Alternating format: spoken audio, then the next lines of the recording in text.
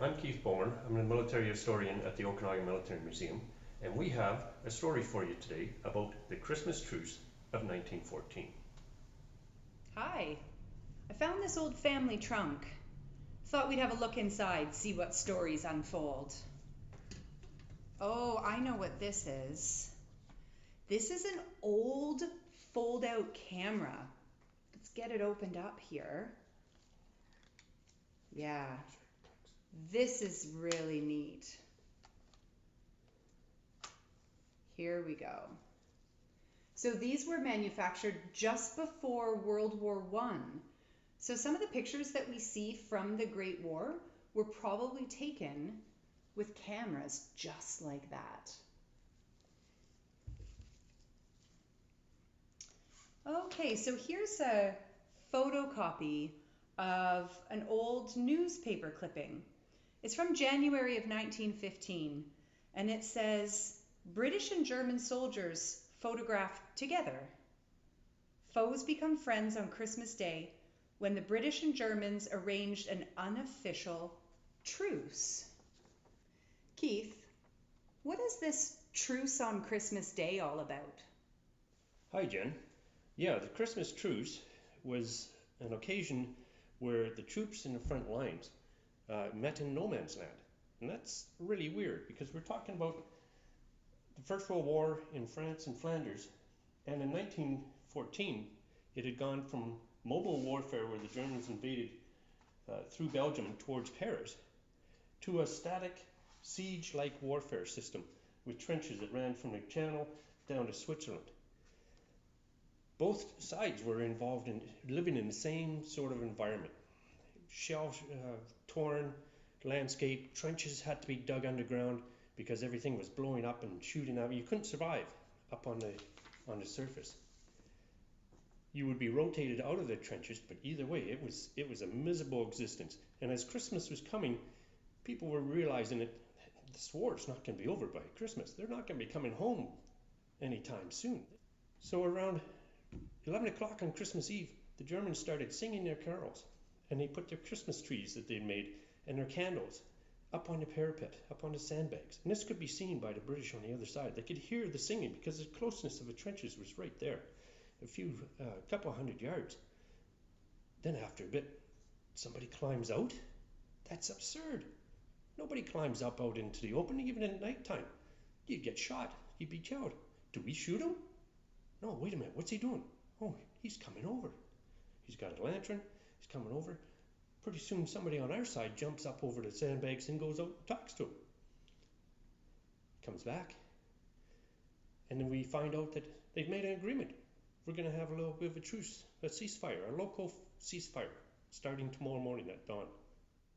So they've been shooting at each other for months leading up to Christmas Eve, and they just decide that they're going to have a ceasefire the next day? They'd both seen a lot of horrific things on the battlefield. They'd seen their pals get sick. They'd seen their pals get shot by machine gun fire, vaporized by artillery fire. So they might grab onto anything that represented humanity. But they didn't want to show any weakness to each other, that's for sure. They didn't want to show any fear. And they weren't going to be spending their emotional time thinking about home too much, or worrying about the politics of the war and so on. Dawn comes quietly the next morning. Somebody gets up over the sandbags, comes out into no man's land. Maybe they started gathering up the dead or the wounded. Somebody else would bring out a ball and start kicking around. They would trade hats.